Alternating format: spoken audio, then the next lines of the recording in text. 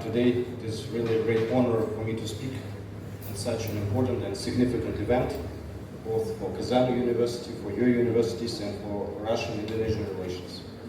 Para hadirin sekalian, hari ini adalah kehormatan yang besar bagi saya untuk Kazan Federal University untuk hadir dan berbicara di depan para hadirin sekalian. My speech will be divided into three parts. Materi saya akan dibagi menjadi 3 bagian. First part will be devoted to developing of Islam in Russia. Second part will be devoted to Russian-Indonesian relations, and the third part will be related to Kazan Federal University itself. Bagian pertama akan mengenai perkembangan Islam di Rusia, kemudian kedua mengenai prospek hubungan Indonesia dan Rusia, kemudian yang terakhir mengenai kampus kami Kazan Federal University Rusia. All these three parts are very closely interrelated, and I will try to connect them. Ya, 3 bagian ini akan sangat berhubungan, maka kita akan coba untuk menyambungkan semuanya. Let me say that Islam is the second most widespread religion in Russia, second only to Christianity, Orthodox Christianity, in terms of the number of believers. Dalam jumlah penganutnya, Islam adalah agama terbesar kedua di Rusia setelah Kristen Ortodoks. Subhanallah. At the moment we have about 25 million believers in Russia. Kurang lebih saat ini ada 25 juta pemeluk Muslim di Rusia. Followers of Islam live in almost all regions of the Federation, Russian Federation, and belong to 40 different ethnic groups. Pemeluk Islam ini hidup di hampir semua wilayah Rusia, dan secara total ada 14 grup etnis atau suku yang memeluk agama Islam. The regions of settlement of Russian Muslims are North Caucasus, the Volga region, Urals, and Western Siberia. Kantung-kantung Muslim ada di pegunungan Kaukasus, di pegunungan Ural, kemudian di sekitar Sungai Volga dan Kaukasus, ya, utara Kaukasus. The majority of Russian Muslims are Sunnis, who belong to Hanafi and Shanafi madhabs. Jadi sebagian besar Muslim adalah Sunni yang tergabung dalam mazhab Hanafi dan Syafi'i. About 65% of Russian Muslims belong to the Hanafi and 30% to Shafi'is. Kurang lebih 65%-nya bermazhab Hanafi, sedangkan 30% bermazhab Syafi'i. Hanafi are the majority of Tatars, me personally am Tatar. Bashkirs are part of people in Caucasus. Jadi Hanafi sebagian besar dipeluk oleh Tatar, beliau juga secara pribadi itu Tatar, kemudian juga oleh suku Bashkir. They also include about a third part of Azerbaijan, Azeris, and the people of Central Asia. Dalam Hanafi juga termasuk orang-orang Azerbaijan, juga orang-orang Asia Tengah, Uzbek. As well as Muslim people of Dagestan, except of Nogay. Juga untuk sebagian besar orang Dagestan, kecuali suku Nogay. 2/3 of Russian Azeris are Shias. 2/3 dari orang Azerbaijan di Rusia memeluk ajaran Syiah of the Jafari persuasion, atau dari mazhab Jafari. Shia Islam is followed by a small part of the Tatars and a small part of Lezgins. Shia Islam is followed by a small part of Tatars as well as a small part of Lezgins, Besar and Caucasus. Ada juga sebagian kecil dari bangsa Tatar dan sebagian kecil dari penduduk Kaukasus yang memeluk mazhab Syiah. I want to say that Sufism played a huge role in the Islamization of the North Caucasus and spread of Islam in the Volga region. Jadi saya ingin katakan bahwasanya Sufisme memainkan peran yang sangat penting dalam penyebaran Islam di Kaukasus Utara dan wilayah Sungai Volga. And it played an integral part in the establishment of informal ties between Muslim people of the former Russian Empire.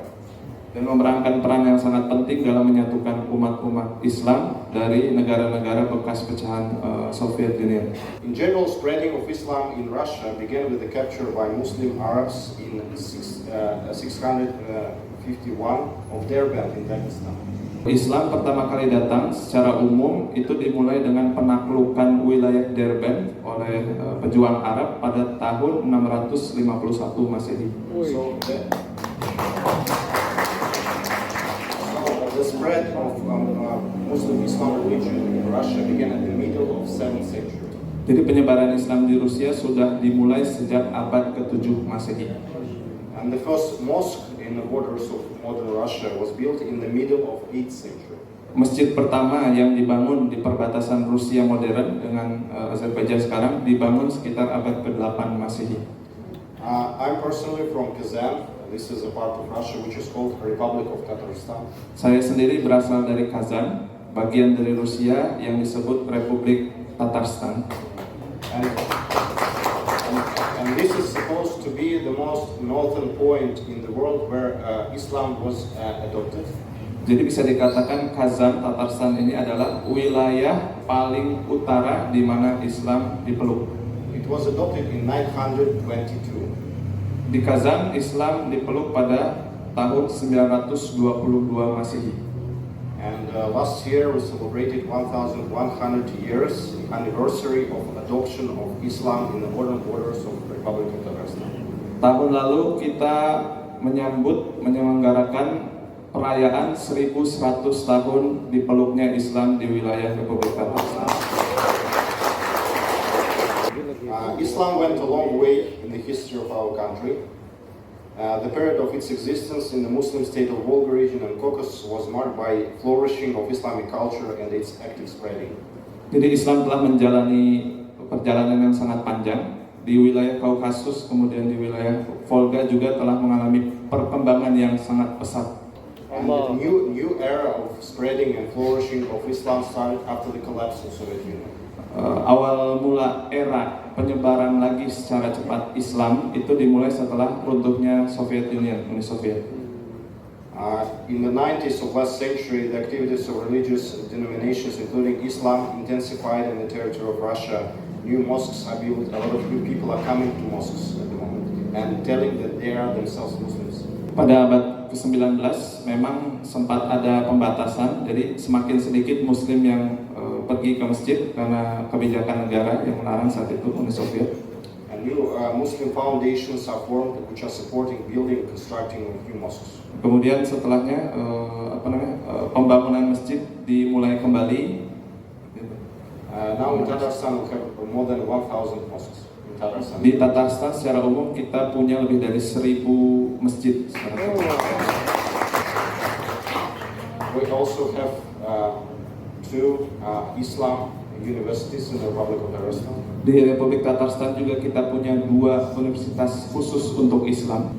Also in Russian Federation we have one in Chechnya and one in Ufa in Bashkortostan. Selain di Tatarstan 2, ada juga di Chechnya khusus untuk Islam dan wilayah Bashkir di Ufa, kota Ufa. Over the past decades, Muslim countries have created a number of influential international organizations that are active in all regions of the world.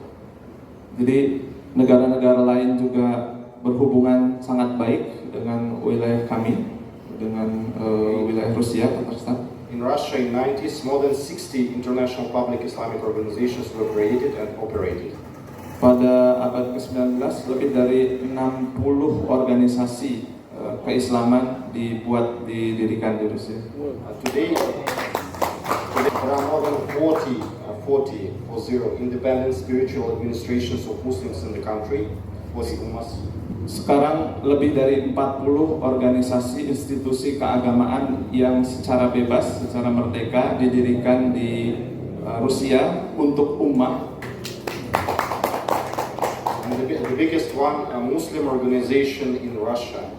This is the biggest one, and the Republic of Tatarstan also is a part of this organization. Jadi ada organisasi terbesar, organisasi Islam yang mencakup juga wilayah Tatarstan. Seperti Muftiat. Kazan, the capital of the Republic of Tatarstan, is called the Islamic capital of Russia. Kazan adalah dahulunya ibu kota kerajaan Islam di Rusia. It has more than 1,000 years of history, the city itself. Sejarahnya sudah lebih dari 1.000 tahun kota Kazan ini. And it is very closely linked to the Muslim world and to all the Muslims in Russian Federation. Kazan ini sangat terikat dengan dunia Muslim lainnya dan juga kepada Federasi Rusia. Because of this a big number of Muslims living in Russia, Russia became a part of Organization of Islamic Conference. Karena jumlah Muslim yang sangat banyak ini, Rusia saat ini termasuk ke dalam OKI, Organisasi Kerjasama Islam. And last year in 2022, Kazan was selected as a youth capital of Organization of Islamic Conference. Bahkan pada tahun 2022, tahun lalu, Kazan terpilih sebagai ibu kota Islam bagi pemuda dunia. We hosted a number of international events, and one of them was held in our university. This is a conference for young researchers for Organization of Islamic Countries, and 7 participants from Indonesia came to our university in November last year. Pada tahun lalu diadakan seminar untuk para ilmuwan muda, salah satu yang diadakan dari rentetan acara Kazan sebagai ibu kota Islam. Telah hadir sekitar 7 orang mahasiswa dari Indonesia ke dalam acara tersebut. Every year, every year, the Republic of Kazakhstan holds dozens of international events dedicated to the development and strengthening of cooperation with the countries of the Muslim world. Tiap tahunnya Tatarstan mengadakan banyak acara dalam rangka mengembangkan kerjasama dan hubungan antara dunia Islam. Among them, the International Festival of Contemporary Muslim Culture. Salah satunya ada International Festival untuk budaya Islam modern. The International Economic Forum, Russia Islamic World Kazan Summit. Kazan Summit, International Economy, Forum Ekonomi. The International Scientific Forum, Islam in the Multicultural World, which is held in our university. Kemudian juga tentang keilmuan juga diadakan di Kazan Federal University, International Scientific Forum. And I want now to ask to put a video, a small video, 1-minute video, about the place where Islam was adopted in the Republic of Tatarstan. This is an ancient Bulgar city. Saya minta untuk menayangkan satu video kecil 1 menit mengenai Bulgar, kota pertama kali Islam dipeluk di wilayah This is a Rusia. place where Islam was adopted in 922, and now this is a part of the UNESCO list of international heritage. This place, and we also established a Bulgar Academy, a Bulgar Islamic Academy there. This is one of the leading now universities in Russia related to Islamic science, Islamic research in Islam. Di kota inilah tahun 922 Islam dipeluk. So if it can be open to full screen. Mungkin bisa secara utuh. Dan di sini juga kita telah masuk dalam daftar UNESCO untuk daftar tak benda, peninggalan tak benda. Kemudian ada universitas. This is the Bulgar Islamic Academy. Ini Bulgar Islamic Academy wilayah sini untuk. And is it open? Okay. And this is we call it White Mosque. Ini ada masjid putih disebut. It's a new one. Baru, masjid It was baru. rebuilt. So anciently there was a mosque. Dulunya ada masjid, kemudian dibangun. We had just pictures of this mosque, and we rebuilt it because during Russian Empire, Tatars were violently Christianized. This was a part of the history, and some mosques were destroyed. Now we have a chance to rebuild. To reconstruct everything, our heritage, our culture, and Jadi masjid ini sempat hilang, kemudian kita bangun kembali berdasarkan gambar-gambar yang ada, karena pada zaman kerajaan Rusia memang Tatar sempat ditekan. Now in Russia we have a freedom of religion, freedom of speech. Sekarang kita punya kebebasan untuk beragama. And we can reconstruct our heritage. Ya, ini bagian dari budaya. This is academy. Akademi Islam Bulgar.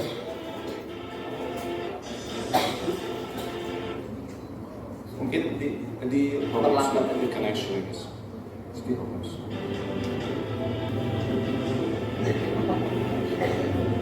This is the ancient city. Ini bagian kota tuanya. This is a Bulgar. Ini Bulgar area. This is UNESCO. Ini UNESCO museumnya.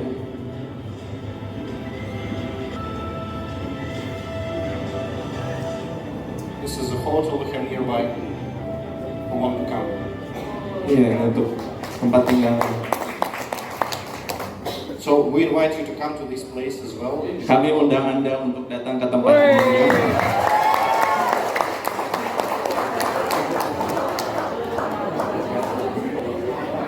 So if you like me, I will continue. Jika mau, saya akan lanjutkan ke pemaparan selanjutnya. And I want to continue about the Russian-Indonesian relations in general. Sekarang mengenai hubungan Indonesia dan Rusia secara umum. But of course, cultural relations related to Islam are important essence of these relations. Dan tentunya hubungan antara Muslim, Rusia dan Indonesia memainkan peran yang sangat besar dalam hubungan Rusia-Indonesia ini.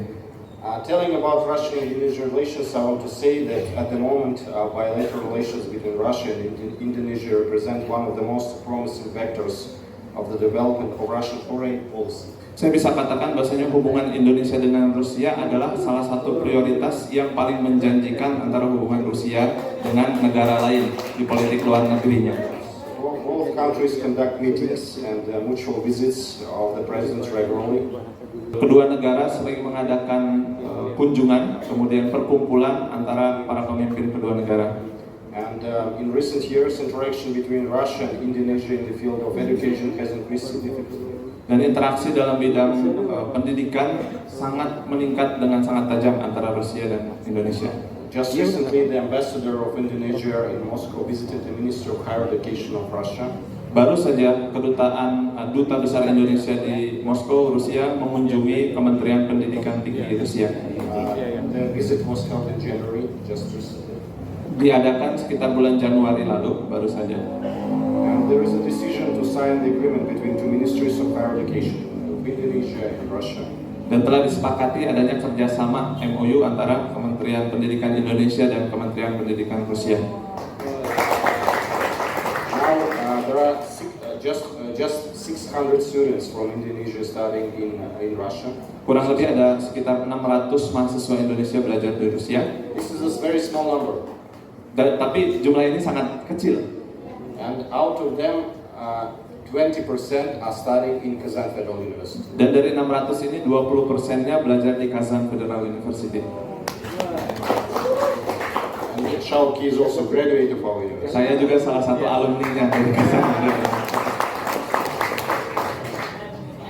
And of course, the increase of the number of Indonesian students coming to Russia and Russian students coming to Indonesia, our main goal. Dan tentunya tujuan kami adalah meningkatkan jumlah mahasiswa Indonesia yang ke Rusia dan juga mahasiswa Rusia yang ke Indonesia. That's why we came. Actually, our delegations came. We are participating in the educational exhibition taking place in Jakarta and visiting different universities in Indonesia to discuss the ways of cooperation. Dengan tujuan itu, makanya kami datang ke Indonesia untuk meningkatkan hubungan antara Rusia dan Indonesia dalam bidang pendidikan. Kemudian juga kami menghadiri Expo Pendidikan Internasional di Jakarta untuk mempromosikan Rusia dan Indonesia. And I want to say that Kazan University is one of the few universities in Russia where Indonesian language is taught. And about 40 to 50 students, Russian students, are studying Indonesian language. Jadi saya bisa katakan bahwasanya Kazan Federal University ini satu dari sedikit universitas Rusia yang mengajarkan bahasa Indonesia di perguruannya, yang dihadiri kurang lebih 40 sampai 50 mahasiswa asli Rusia. That's why we have students who know Indonesian language, who can come to Indonesia and study 1 semester, 2 semesters in Indonesian universities. Makanya kita juga bisa mengirimkan mahasiswa yang belajar bahasa Indonesia untuk pergi ke Indonesia untuk belajar 1-2 semester. Me personally, I don't know Indonesian and I have to speak English, but I will be delighted to switch to Indonesian now because I think that we should switch from English to our native languages. Saya juga secara pribadi sayangnya belum bisa mengetahui bahasa Indonesia, tapi dengan senang hati akan belajar bahasa Indonesia untuk bisa berbicara langsung. If you let me, please next slide. Slide selanjutnya. I want to tell you about the history of our university, of Kazan Federal University. Saat ini saya ingin menjelaskan tentang sejarah Kazan Federal University. So Kazan, I told you about it a little bit. It's a really historical city, and it is located about 700 kilometers east from Moscow. Saya tadi telah menjelaskan tentang Kazan beberapa, bahwa Kazan ini terletak kurang lebih 700 km sebelah timur dari Moskow. So it's 1 hour flight from Moscow. Kurang lebih 1 jam perjalanan dengan pesawat. And it takes, yes, By plane. by plane. And it takes about 5 hours to get to Istanbul and to Dubai, for example. Kurang lebih 5 jam ke Dubai dan Istanbul dari Kazan. We have direct flight. Kita punya penerbangan langsung. Kazan Federal University was established in 1804. Kazan Federal University didirikan tahun 1804 Masehi. By Emperor Alexander I, the emperor who actually won the Napoleon and captured Paris. Didirikan oleh Alexander I yang merupakan raja Rusia yang mengalahkan Napoleon dan mengambil alih Paris.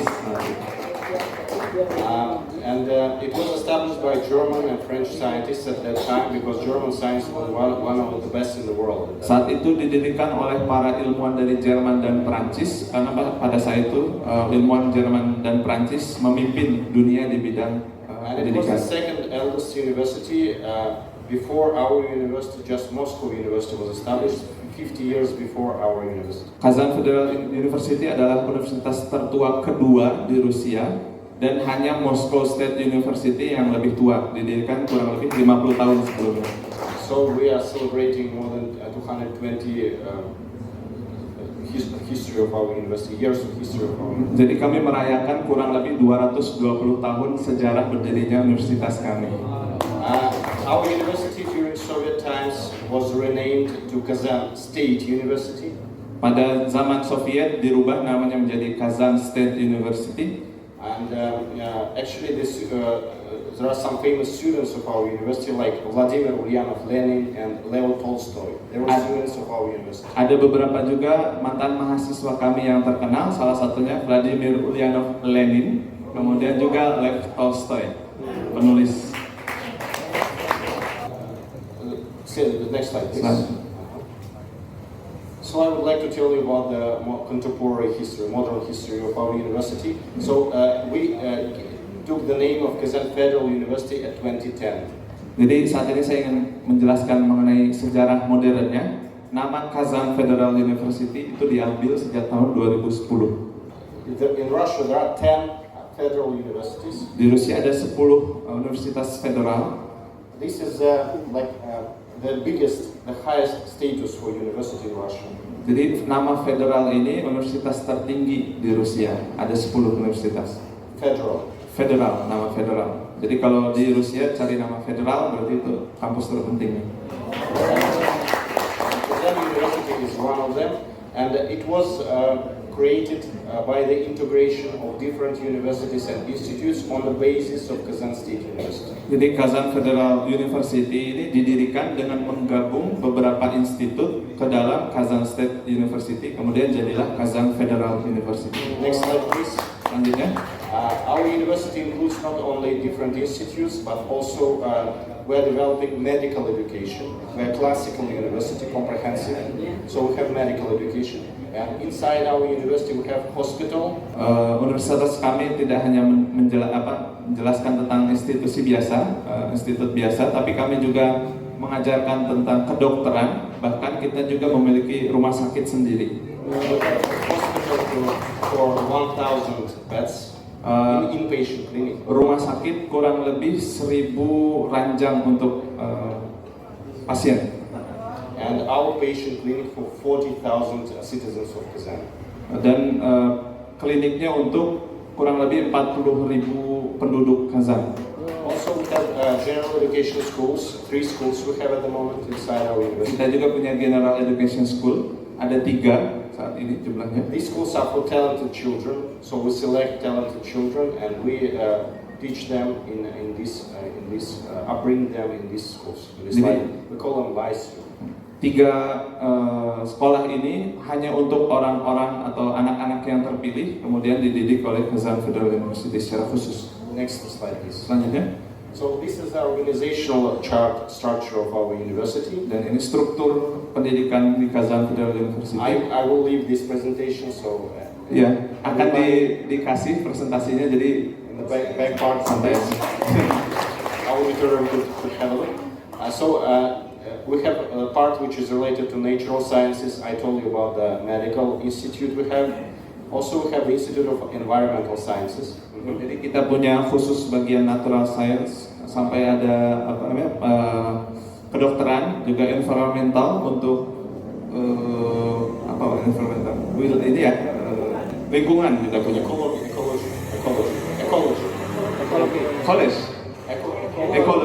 untuk ekologi. So the same as Indonesia, Republic of Tatarstan is a region rich for oil and gas. Sama seperti Indonesia, Republik Tatarstan juga sangat kaya dengan minyak dan gas. So we have the Institute of Geology and Petroleum Engineering. Kita punya Institut Geologi dan Petroleum Engineering. And we are in top 50 universities in the world in petroleum engineering field. Dalam hal petroleum dan engineering, kami berada pada 50 besar dunia. According to QS quarterly menurut QS ranking. QS ranking. Also, we have very good Institute of Chemistry, which is working in the field of petrochemistry and geochemistry. Kami juga mempunyai institut kimia yang sangat baik, yang fokusnya di petrokimia. Also, we have a block of institutes which is related to physics, mathematics, and IT. Kita juga punya beberapa institut yang fokus ke fisika, IT, dan matematika. So we have fundamental mathematics, fundamental physics. Also, we have two institutes related to IT, artificial intelligence, big data, blockchain technologies. Kita punya matematika dasar, fisika dasar, bahkan punya juga IT, blockchain, dan sebagainya. Also in Kazan, we have Institute of Engineering. Kita juga punya Institute Engineering.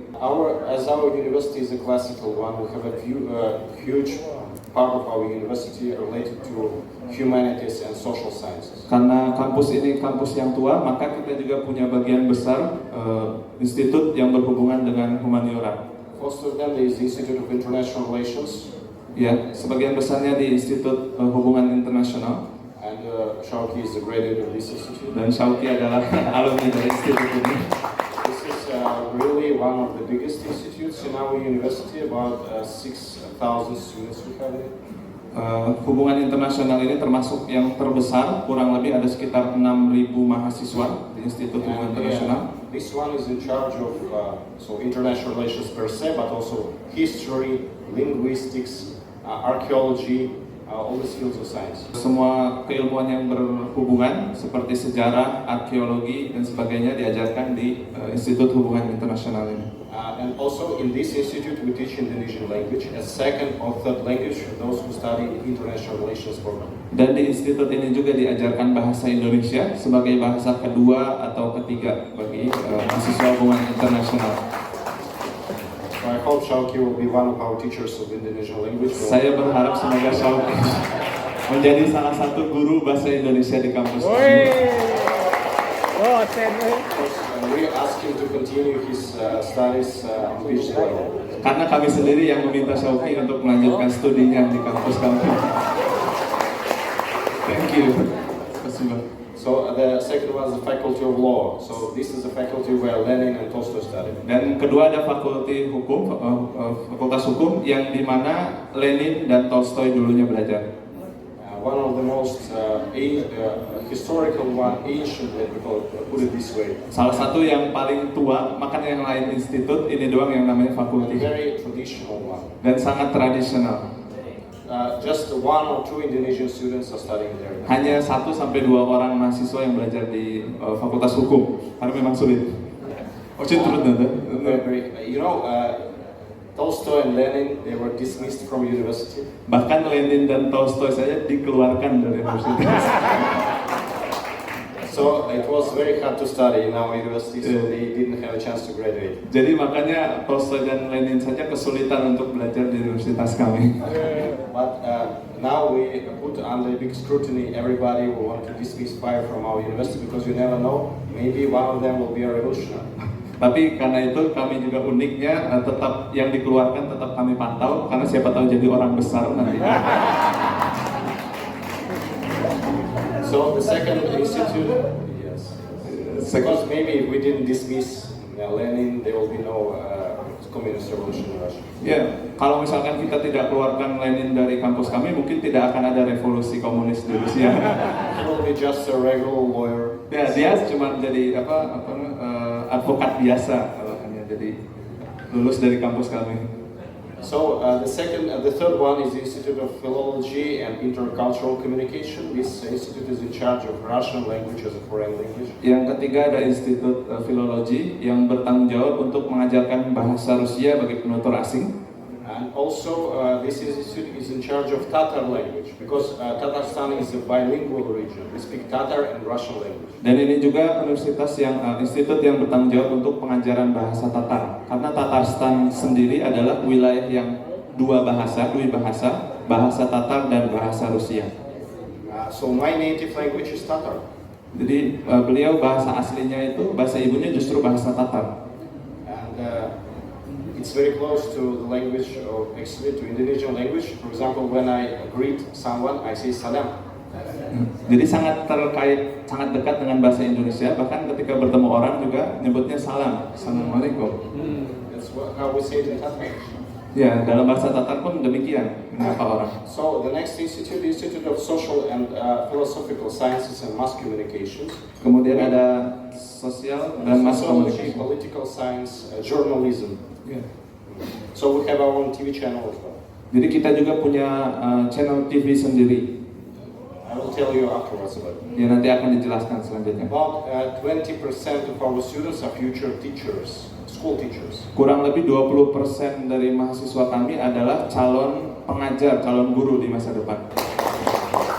So we have a big institute of psychology and education. Ya, jadi itu ada institut besar psikologi dan pendidikan. Also, we have a big institute of management, economics, and finance, and about 25 students from Indonesia are studying management in this university. Ya, kemudian ada ekonomi dan manajemen, termasuk yang paling besar, di mana kurang lebih 25 mahasiswa Indonesia belajar di sana. We have Institute of Design and some schools which are related to professional development programs. Ya, ada juga sekolah-sekolah yang berhubungan dengan pengembangan kemampuan profesional. We also have a kindergarten. Nah, kita juga punya TK, taman kanak-kanak. And 3 schools, as I told you. Ya, dan juga ada PAUD mungkin di sini. And last year we also opened a branch in Uzbekistan, Tahun lalu kami membuka cabang di Uzbekistan, near Samarkand. dekat dengan Samarkand. Next slide, please. So these are general figures about our university. Ini jumlah secara umum mengenai kampus kami. We have 52,000 students at the moment. Kurang lebih 52.000 mahasiswa secara total.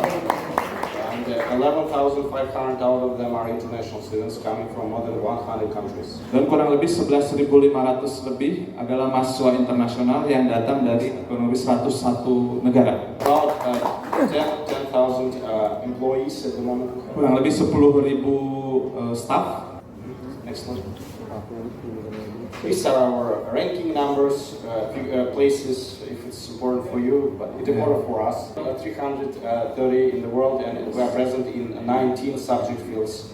Kurang lebih ranking. saat ini berada di nomor 322 dunia. Kemudian ada 19 jurusan mata kuliah yang masuk ke dalam QS ranking. You know, in Russia it's important. Ya, untuk Rusia ini penting. Yeah, that's why we're showing this. Ya, makanya kita tunjukkan seperti ini karena penting. But for us, for researchers, scientists, maybe not so important actually. Because what for us important is success in our scientific and research work. Tapi bagi kami untuk peneliti sebenarnya angka-angka ini tidak penting karena yang penting hasil penelitian kami sukses. Social science. The best benefit we make for our community and our country. Ya, apa yang bisa kita lakukan untuk masyarakat kita sebenarnya yang lebih penting. Next slide, please. These are our main centers of excellence. It's biomedical research, energy research, material science research, IT, and social science. Ini bidang-bidang yang menjadi fokus utama kami, kelebihan kami di bidang-bidang ini. So Keistimewaannya di sini. Next slide, please. These are our social infrastructure pictures. So you see our dormitories and our sports venues for students who come. So Shawki lived in this dormitory, so-called University Village. Ini gambar-gambar dari infrastruktur sosial yang kami punya. Ada juga asrama yang mana saya tinggal, juga ada infrastruktur yang lain. Ya, saya juga di sana. I told you about the schools and next slide. Selanjutnya. Also, we are very good at astronomy. Kita juga sangat baik di astronomi. We have two observatories near our university. One observatory in Turkey, in Antalya Mountains, and one in Caucasus Mountains. Kita punya dua tempat peneropongan bintang, satu di Antalya, Turki, dan satu di Rusia. Observatory.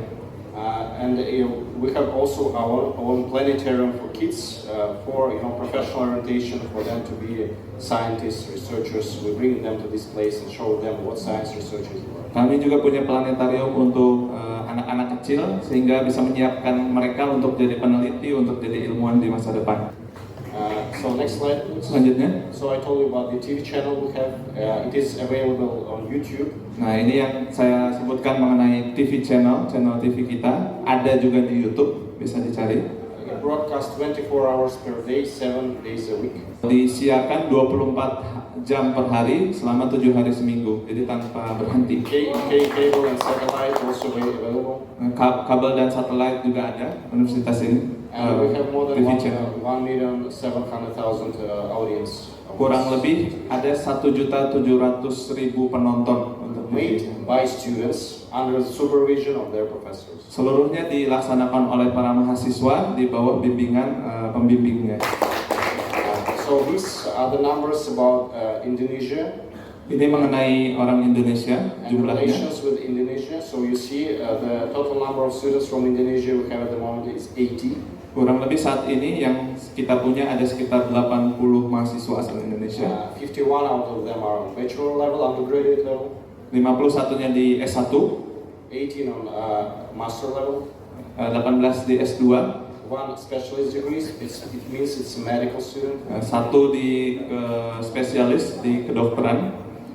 Postgraduate, it means PhD. One of them on PhD and will be second one sitting here. Satu orang di PhD di S3 dan saya akan menjadi selanjutnya. And also 9 on prep school at the moment. We have preparatory school for those who want to study in Russian language but who don't know Russian language.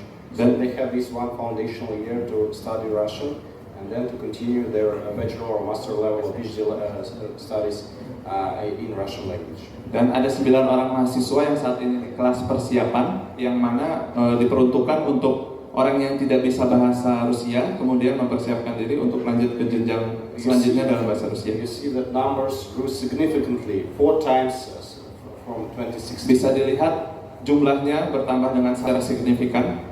Even though there were COVID restrictions for traveling, still we have 80 students from Indonesia at the moment in our university, and we hope that this number will grow after the exhibition, after our conversation with different universities, because we invite students to come to our university for master level, for PhD level, because they also can strengthen our relations with their mother university as well. Jadi meskipun ada pembatasan dalam COVID, jumlahnya justru bertambah dan kami dengan sangat yakin kedepannya pun akan bertambah karena telah mengikuti expo, kemudian telah mengikuti acara ini juga dan acara lain mengunjungi kampus, sehingga mereka bisa berkontribusi mempromosikan mengenai Kazan Federal University di universitas asli mereka. Out of please. Thank you. So out of 80 students we have at the moment, 77 are studying on the basis of a scholarship. Dari 80 mahasiswa, 77-nya belajar menggunakan beasiswa. So this scholarship covers all the cost of education. Beasiswa ini mencakup seluruh biaya pendidikan. So living expenses are not so high in Russia, about maybe $200 per month. This will be sufficient, absolutely sufficient. Ya, biaya hidup di Rusia pun tidak terlalu besar, kurang lebih sekitar $200 atau saya hitung mungkin 2.500.000 itu sudah cukup untuk 1 bulan. this includes housing, includes dormitories. Ya, termasuk kepada tempat tinggal, termasuk kepada asrama jumlah ini.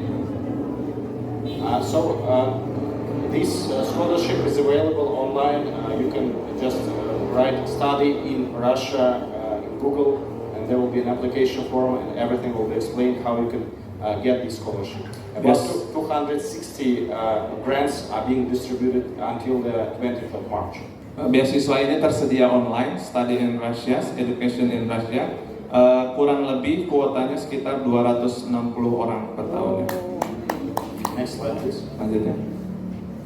So I told you that Kazan was selected as a youth capital of Organization of Islamic Conference last year. Saya telah menjelaskan bahwasanya Kazan terpilih sebagai ibu kota organisasi Islam bagi pemuda. Last year and this year we'll continue this. We're carrying out conducting congress of young Islam researchers world in our university. Tahun ini pun kita akan melanjutkan kegiatan untuk para peneliti, para ilmuwan muda mengadakan kegiatan di universitas kami. This year it will be conducted in October. Tahun ini akan diadakan di bulan Oktober. And we also distribute travel grants on a selection basis. Kami juga akan memberikan biaya perjalanan setelah menyelesaikan seleksi dalam negerinya. So we will send a link to a special website where young researchers can apply, and their travel through Kazan, their stay in Kazan for 1 week will be fully covered by the organization committee of this conference. And we invite young researchers to come to our university. Last year, 6 young researchers from Indonesia came. Out of 70 grants, 6 were given to Indonesians. Setelah ini akan kami kirimkan linknya untuk para peneliti, para ilmuwan muda untuk mengikuti acara ini karena seluruh biaya penerbangan, kemudian biaya tinggal selama 1 minggu di Kazan akan ditanggung oleh panitia. Dan kami mengundang para ilmuwan muda untuk berseleksi mengikuti seleksi acara ini. So they will have a chance to get to know, take a grasp of our university of Kazan, science we are doing there, they will get to know the researchers we have. So it will be also a good start for cooperation. Ya, nanti para mahasiswa, 6 orang dari 70 orang Indonesia tahun lalu akan secara langsung melihat bagaimana pengembangan penelitian di kampus kami dan selanjutnya. So I also already told you about this event, which is very important for us. It will be held in May this year. It is called Russia Islamic World, like bridge from Russia to Islamic world. This conference will be held annually, starting from this May in Russia, and it is supported by the President of Russian Federation, Vladimir Putin. Jadi saya juga telah menjelaskan bahwasanya salah satu acara yang diadakan adalah Russian Islamic World. Ini adalah jembatan bagi Rusia untuk berhubungan dengan dunia Islam, dan acara ini secara langsung didukung oleh Presiden Rusia Vladimir Putin. There will be one panel and at least 2 round tables devoted to educational cooperation. Dan di acara ini ada satu acara khusus, meja bundar yang dikhususkan untuk pembicaraan mengenai pendidikan. Unfortunately, we don't have any travel grants because this is like a business conference. But still, we will send the invitation for you to come and to join these roundtables as well. Tapi untuk acara ini sayangnya tidak ada pencakupan dana, tidak ditanggung karena ini khususnya untuk bisnis pada awalnya. Jadi meskipun begitu kami akan tetap kirim linknya untuk pendaftaran. Okay, next slide. Selanjutnya. Thank you for your attention. I think this is the last slide. Terima kasih. Terus selanjutnya masih ada slide-nya.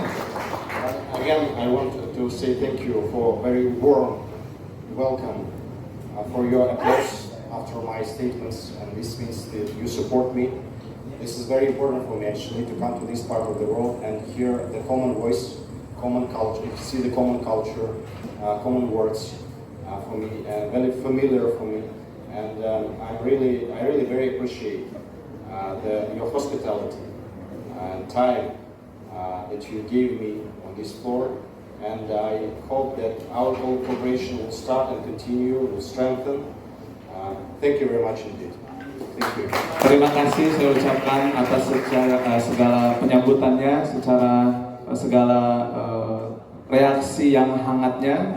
Bagi saya pribadi ini sangat penting karena menemukan suara yang sama, kondisi yang sama, dan saya berharap selanjutnya hubungan kerjasama antara kita akan semakin menguat di masa depan. If you have any questions now, my presentation or my speech, I can answer now all questions. Kalau ada pertanyaan bisa ditanyakan sekarang, saya akan menjawab. Silahkan, mungkin saya sebagai moderator juga. Yang mempunyai pertanyaan silahkan langsung diangkat tangan. Bisa dalam bahasa Indonesia, nanti saya terjemahkan. Atau kalau mau langsung dalam bahasa Inggris juga silahkan. Coba ngobrol sama bule dalam bahasa Inggris, barangkali. Question? Ya, we have one. Ya, silahkan Pak. Assalamualaikum warahmatullahi wabarakatuh. Mungkin bisa mic.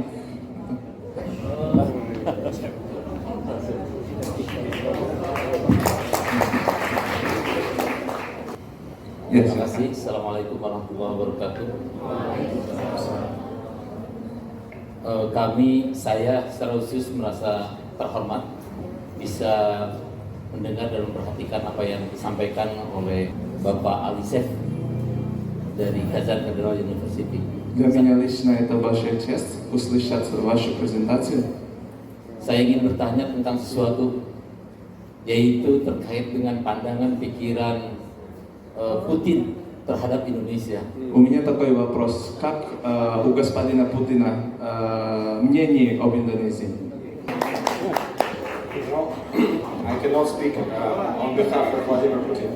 Sekarang saya bisa berbicara mewakili Bapak Vladimir Putin. But I will speak as I understand the policy of Russian Federation. Еще раз. I will speak as I understand the policy, foreign policy of Russian Federation. Saya akan berbicara sesuai yang saya tahu mengenai politik luar negeri Rusia. You know that Russia is trying to establish very good relations with ASEAN generally. Secara umum, Rusia sangat memiliki hubungan yang sangat bagus dengan ASEAN. And we know that the capital of ASEAN here in Dan Jakarta. semuanya tahu ibu kota dari ASEAN adalah di Jakarta. Indonesia is the main driver of this organization. Jadi untuk ASEAN sendiri, Indonesia adalah prioritas utama bagi Rusia. We know that G20 meeting was held in Indonesia just recently, and Vladimir Putin was planning to come to Bali. Ya, kita juga tahu bahwasanya perkumpulan G20 baru saja diadakan di Indonesia, dan sebenarnya Vladimir Putin telah merencanakan untuk datang ke Bali langsung. But at the end, our Minister for Foreign Affairs came and participated. Lavrov Ya, was tapi participating. pada akhirnya diwakili oleh Menteri Luar Negerinya Sergei Lavrov ke Bali. And he had very good and fruitful meetings here. Dan dia juga memiliki acara-acara yang sangat bagus di sini, Bapak Lavrov. And as far as I know, after his returning back to Moscow, he forwarded past the message from the President of Indonesia to our President. Bahkan setelah pulangnya, Bapak Lavrov, Menteri Luar Negerinya, bahkan menyampaikan pesan yang sangat baik dari Presiden Indonesia kepada Presiden Rusia. And now in the news, we can see that there are some considerations and thinking going on about Vladimir Putin to visit Indonesia, Jakarta during this year. Bahkan saat ini juga beberapa berita memberitakan bahwasanya pada tahun ini Bapak Vladimir Putin juga merencanakan untuk mengunjungi Indonesia. Because Indonesia is accounted by Russian Federation as an independent country which conducts and carries out an independent foreign policy. Karena bagi Rusia, Indonesia adalah salah satu negara yang memiliki kebijakan luar negeri bebas tanpa diatur oleh negara lain. That's very important at the moment where there are not so many sovereign per se countries in the world. So countries who can conduct their own sovereign foreign policy. Jadi padahal pada saat ini sangat sedikit sekali negara yang memiliki kebijakan luar negeri bebas, dan salah satunya adalah Indonesia. And Indonesia as a fourth most populous country in the world, as the most populous Muslim country in the world. Selain itu juga Indonesia negara keempat terbesar secara populasi di dunia, juga negara dengan jumlah penduduk Muslim terbesar di dunia. And one of the most actively developing countries in the world in the economic sense. Dan juga secara ekonomi salah satu yang paling cepat perkembangannya di dunia. Has a right and opportunity to be a fully sovereign country. Dan juga memiliki hak untuk berkembang sebagai negara yang secara penuh merdeka, terbebas dari tekanan negara lain. This type of foreign policy is very much appreciated by Moscow. Jadi model seperti ini untuk politik luar negeri sangat diapresiasi, sangat dihargai oleh Moskow, Rusia. Assalamualaikum warahmatullahi wabarakatuh. Waalaikumsalam. Ada beberapa hal yang perlu diinformasikan dari Kazan terkait dengan Memorandum of Understanding.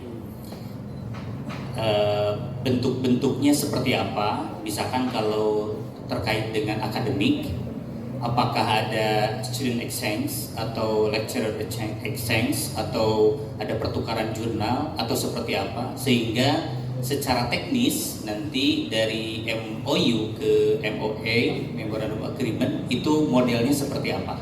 Terima kasih. We would like to know more about the information about Memorandum of Understanding from Kazan. So in the end, in the future, we can understand which Memorandum of Agreement can be signed. Either it's exchange student or exchange of lectures that you can explain to us in general briefly. According to Russian regulation, and I think the same regulation working here, because we met the Ministry of Education here, and they told us the same.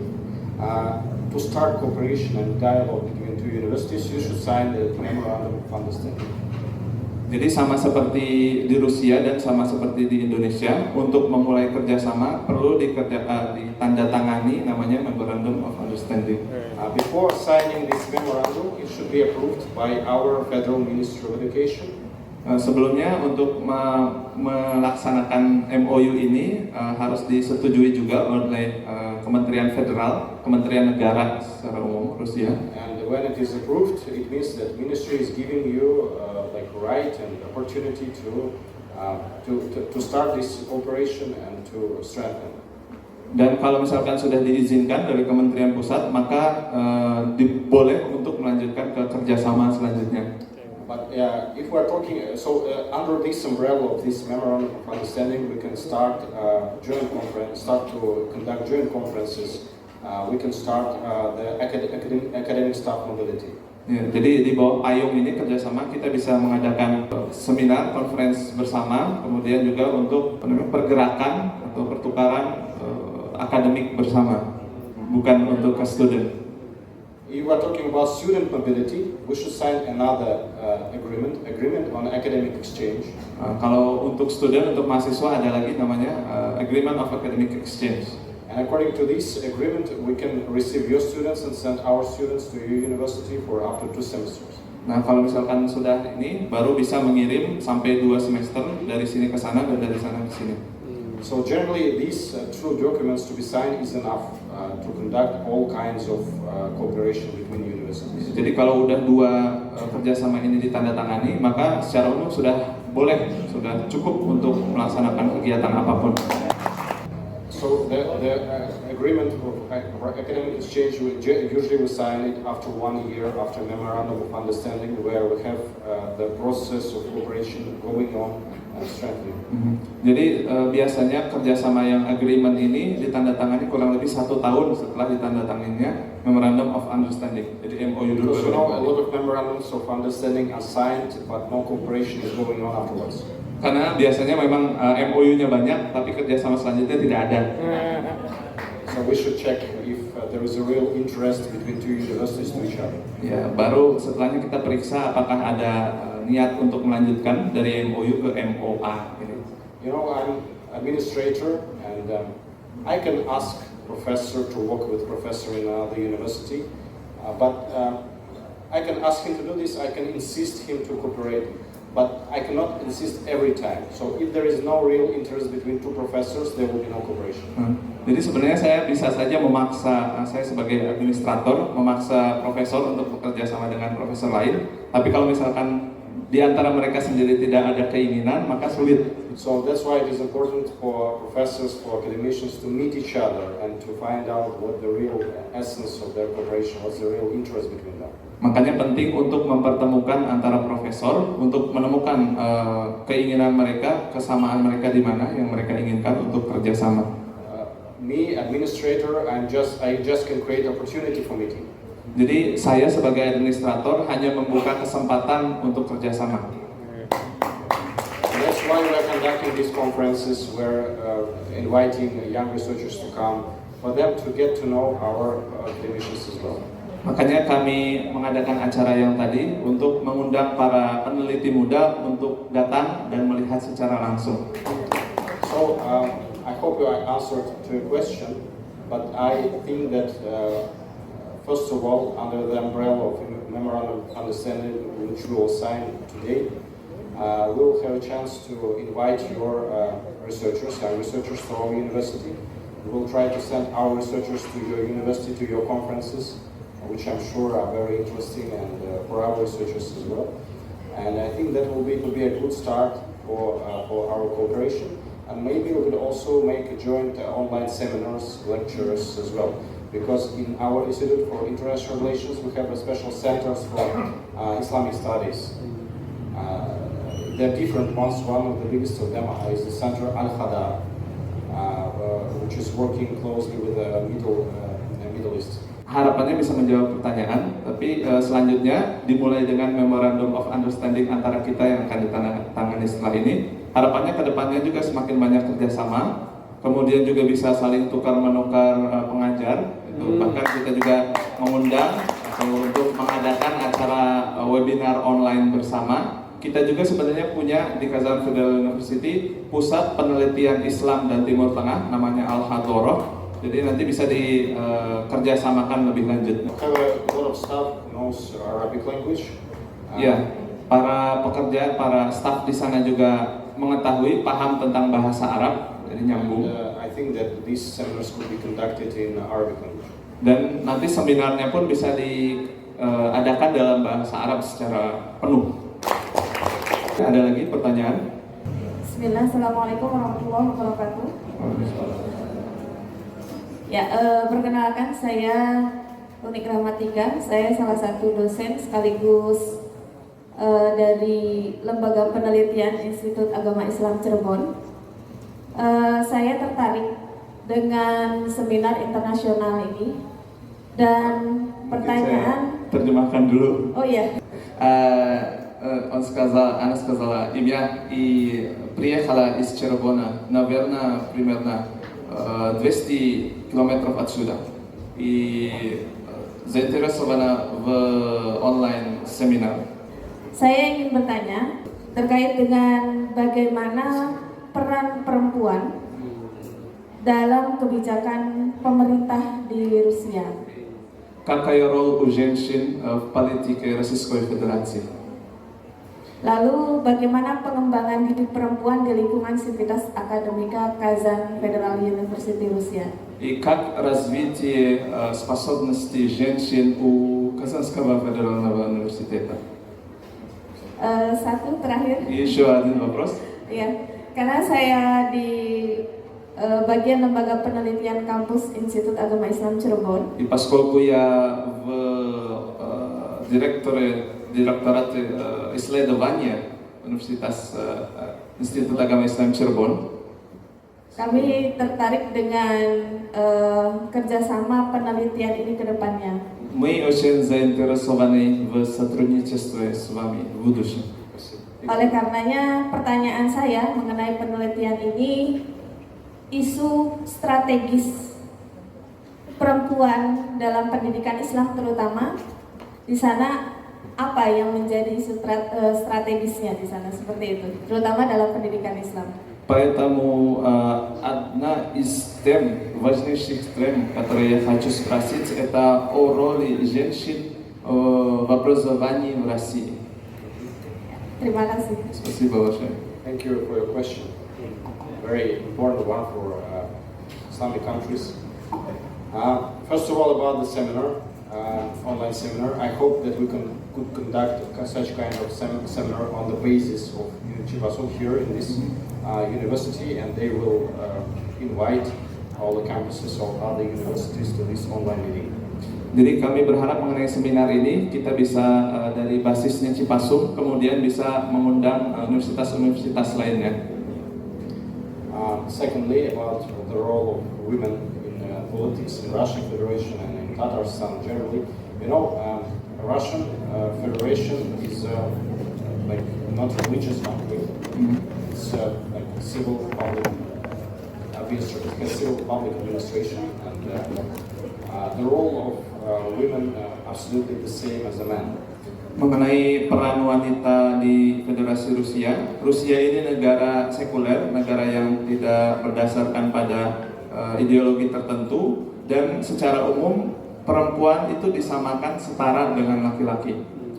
And Russian Federation is a ancestor of Soviet Union, and the Soviet Union was one of the first countries who gave the women all the rights the same with the men, and the right to vote, for example, as well. Jadi Rusia ini kan penerusnya Uni Soviet, sedangkan Uni Soviet adalah salah satu negara yang paling awal memberikan kesetaraan bagi perempuan, baik itu pendidikan, bahkan sampai pemilihan umum juga itu salah satunya pertama kali diadakan di Uni Soviet, dan Rusia adalah penerusnya. This right was given in 1917 and 1918. All rights were given to the women. Jadi semua hak bagi perempuan ini diberikan pada tahun 1917, 1918 sudah diberikan. That's why, for example, in Russian Federation we have a big system of public kindergartens for women just to stay with their kids until 1 year and a half, and they can give them to kindergarten or their kids, and the kindergartens are working starting from 8 a.m. to 7 a.m. Jadi makanya di Rusia ini mengenai perempuan ada sistem yang sangat baik mengenai TK, di mana perempuan bisa menemani anaknya, membawa anaknya ke TK, dimulai dari jam 8 pagi sampai jam 5 sore kurang lebih. Kindergartens are very cheap, publicly funded, and they are available to all the families in Russian Federation. About 90% of the kids are visiting the kindergartens. Jadi TK-nya sangat mudah, mendapatkan subsidi dari pemerintah. Hampir 90% dari seluruh anak kecil di Rusia belajar di TK tersebut. So women have all the opportunity to start their work, job career after 1 year being with kids. Jadi perempuan pun boleh untuk bekerja seperti biasa setelah 1 tahun bersama anaknya. Jadi anaknya bisa dititipkan kalau di sana. And now the women, for example, is leading one of the parts of our parliament, the so-called, as we call it, the Senate of Russian Federation is led by women. Bahkan saat ini Senat Federasi Rusia saja itu dipimpin oleh seorang perempuan. So she is the third, according to official ranking, the third man in the government is woman. Orang ketiga terpenting di pemerintahan Rusia adalah perempuan. You were talking about Republic of Tatarstan. Of course, Tatarstan is a Muslim region, and in some sense, women in Muslim regions play slightly another role than, for example, in Christian countries. Dan kalau kita berbicara tentang Republik Tatarstan, kita tahu bahwasanya Tatarstan mayoritasnya Muslim, dan di dunia Muslim itu perempuan memiliki peran yang sedikit berbeda dengan di dunia lainnya. They are more oriented towards family. Jadi lebih fokus ke keluarganya. Although they have all the same rights as in the whole Russian Federation. Meskipun mereka punya hak yang sama setara dengan seluruh warga negara Rusia manapun. But it's not that they are forced to do this. They have all the right to do everything they want. But they want to be with their family more because it's part of their culture. Mereka memiliki hak bebas memilih, bisa jadi seperti orang Rusia lainnya, tapi mereka lebih mementingkan untuk bersama keluarganya karena itu bagian dari budaya Tatar sendiri. At the moment we have 2 vice prime ministers in the Republic of Tatarstan who are women. Kita punya 2 orang perempuan di Wakil Perdana Menteri Republik Tatarstan. And nearly 30% of all the ministers in our cabinet of ministers are women. Jadi hampir 30% kabinet di Republik Tatarstan adalah perempuan, 30%. If we are talking about our university, in our university 55% of students are girls and 45 are boys. Kalau kita bicara tentang Kazan Federal University, 55%-nya adalah perempuan, 45%-nya adalah laki-laki, lebih banyak perempuan. It has also some connection with that in the whole population there are more women than men in Russia. Jadi secara umum berhubungan dengan populasi Rusia secara umum yang memang perempuan lebih banyak daripada laki-laki di Rusia. One of the reasons of this is a very brutal history of Russia and all the wars we had in 20th century. Ya, karena memang salah satu penyebab kenapa laki-laki lebih dikit karena pernah ada perang yang sangat kejam, yang brutal di abad ke-19, Perang Dunia Pertama, Perang Dunia Kedua, sehingga penduduknya menyusut sangat cepat di Rusia.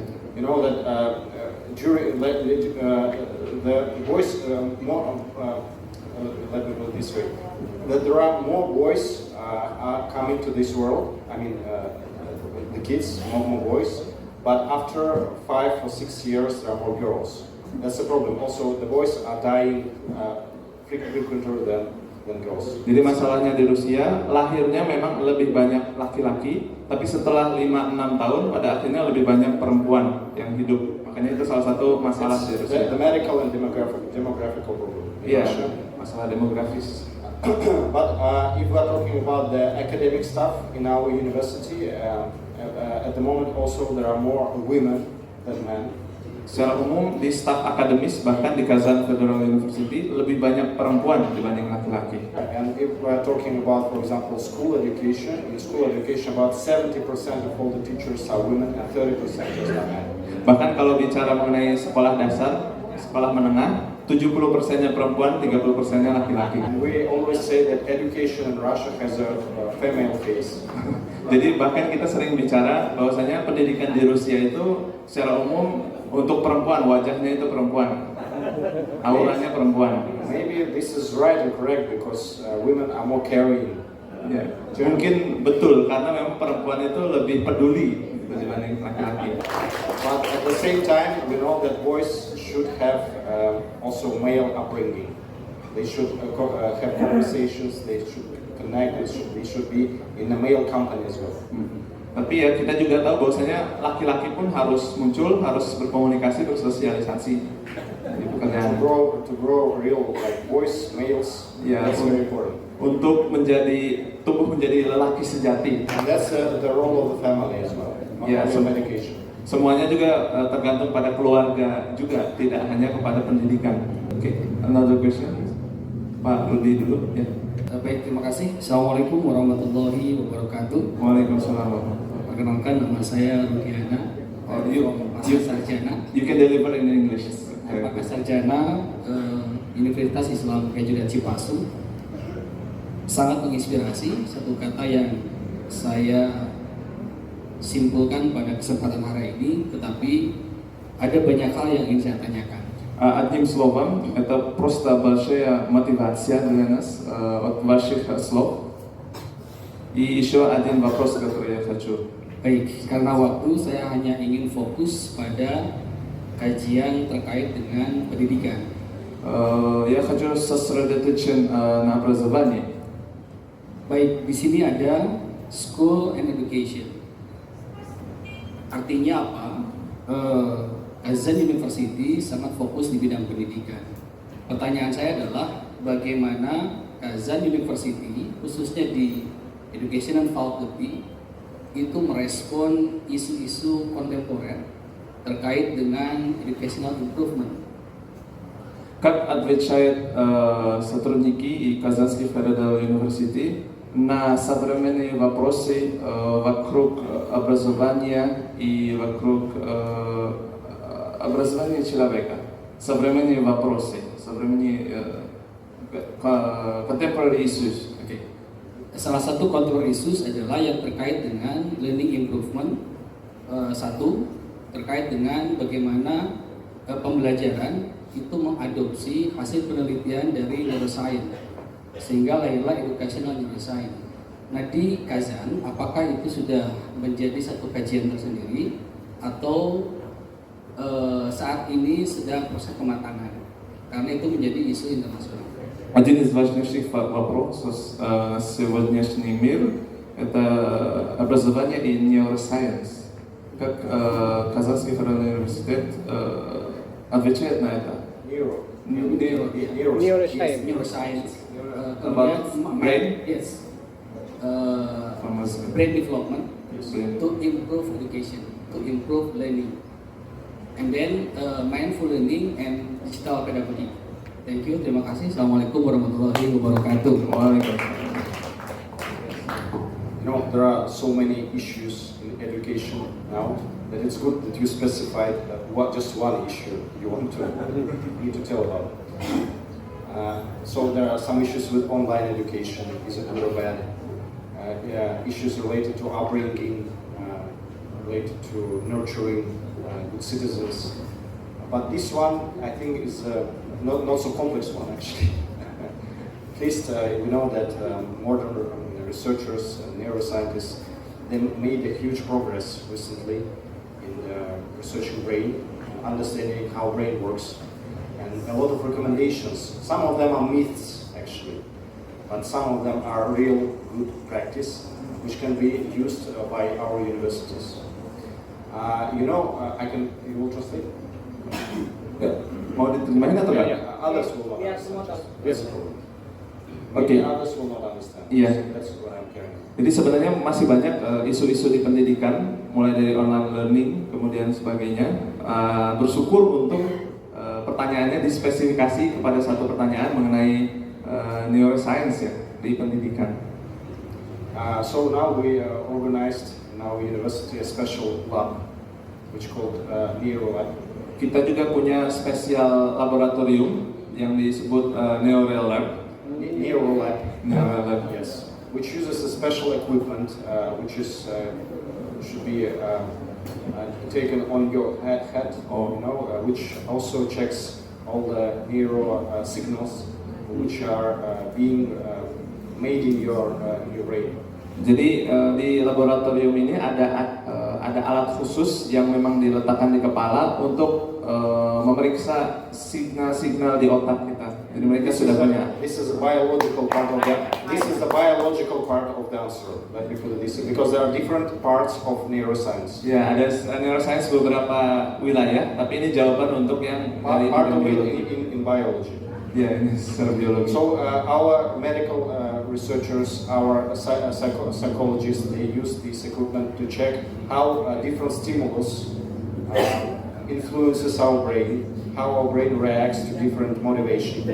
Ya, dengan alat ini kami para ilmuwan kami mengecek bagaimana orang tersebut menjawab terhadap stimulus yang beragam. Bagaimana jawabannya? So we can use different types of teaching of student motivation and check how their brain on electrical level react to this stimulus. Jadi dengan pendidikan dengan berbagai cara yang berbeda-beda, kita cek bagaimana otak tersebut, anak tersebut menjawab terhadap pendidikan tersebut, cara pendidikan. And this is a good research, and we have already some papers published on this topic.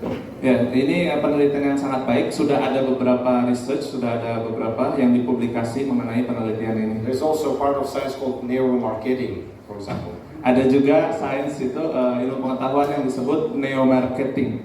So how our brain reacts to certain advertisement, certain types of promotion. Jadi bagaimana otak kita menjawab terhadap iklan-iklan yang beragam. This is also a research which is going on in our university in this Neuro Lab. Jadi di Neuro Lab ini bahkan neuromarketing itu sedang berlangsung penelitiannya. Jadi mereka peralatannya sudah lengkap. The second part of neuroscience is psychology itself. Selanjutnya neuroscience itu tidak hanya mengenai otak, tapi juga tidak hanya biologi, tapi juga mengenai psikologi. And actually there is a huge kind of leap between biology and psychology. A very hard one, because sometimes when you do biological medical research, you cannot give direct recommendation to psychologists what to do with the patient. Jadi sebenarnya memang antara biologi dan psikologi ini ada jarak yang sangat jauh, loncatan yang jauh. Jadi kalau misalkan di biologi sudah diketahui, tidak bisa dikasih tahu rekomendasi untuk psikologinya itu apa. Jadi sangat berbeda dua bidang ini. And our psychologists, they try to understand how to reinforce biology activity, brain activity, which types of stimulus will make brain work better. It means not only better electrical signals, it means better in result, which we need to achieve. Jadi para psikologi kami, ahli psikologi kami juga bekerja sama memberikan peran untuk memberikan stimulus yang bagaimana yang tidak hanya memberikan reaksi yang bagus, tapi juga menghasilkan hasil yang bagus. Because biology and medical science has nothing to do with our real life results. Yeah. Because I need to learn something. How can biology and medical science can help me in this? Actually, this is the work of psychologists and the one who is in charge of pedagogy. Jadi karena memang biologi dan kedokteran sendiri itu tidak bisa berkontribusi langsung dalam kehidupan. Bagaimana mungkin saya bisa melakukan sesuatu dijelaskan melalui ilmu biologi, harus dijelaskan mengenai psikologi, bagaimana memberikan dorongan tersebut. And also we have one lab which now works on so-called deep learning. This is a new trend in teaching and learning, how you can use your full potential of your brain to learn better. Kita juga punya laboratorium untuk deep learning, bagaimana memanfaatkan otak untuk belajar lebih bagus, menghasilkan hasil yang lebih baik. Third part of this three-part structure is pedagogy. Nah, yang dari neuroscience tadi, biologi, psikologi, yang ketiga adalah mengenai pedagogi, pendidikannya sendiri. So these are very certain and concrete recommendations to teachers, how they can use brain-based learning in their real-time practice. They don't have all the competencies in medical science, in biology, in psychology. They are real teachers of physics. What should they do to fully use the potential of their students, their pupils? Mengenai pedagogik ini, karena mereka tidak memiliki keahlian dalam psikologi, biologi, jadi mereka lebih diajarkan, dikasih rekomendasi bagaimana mengajarkan langsung ke kehidupan nyata, ke mahasiswanya langsung. And before we work in Kazan Federal University as a vice rector, I worked as a vice minister of education of the Republic of Tatarstan. Sebelum saya bekerja sebagai wakil rektor Kazan Federal University, saya juga bekerja sebagai wakil menteri pendidikan Tatarstan. I was carrying out a big project, a 5-year project with the Singaporeans, Singapore Educational Company. Jadi kita punya jangka waktu 5 tahunan untuk rencana pendidikan ke depannya. And we try to establish brain-based learning in our schools in the Republic of Tatarstan. Jadi mereka juga berusaha untuk menerapkan pendidikan dengan basis otak, brain-based learning. We made a mixture of some Singaporean practice and Russian educational practice. Jadi kita juga menggabungkan bagaimana pengalaman negara luar dalam pendidikan bersama dengan pengalaman Rusia dalam We pendidikan. achieved some good results in primary school. Kita menghasilkan hasil yang baik di primary school khususnya, sekolah dasar. So again, I just gave you a brief understanding of what we are doing at the moment in this field, but it's a very deep question and a very deep subject field. Jadi sebenarnya saya memberikan jawaban yang sangat singkat agar bisa dilihat bagaimana secara umum, tapi sebenarnya pertanyaan ini memang sangat mendalam dan harus dapat jawaban yang lebih lama, And it deserves a special seminar. dan layak untuk mendapatkan seminar khusus mengenai pertanyaan ini. Baik, mungkin saya kembalikan ke pembawa acara. Silakan.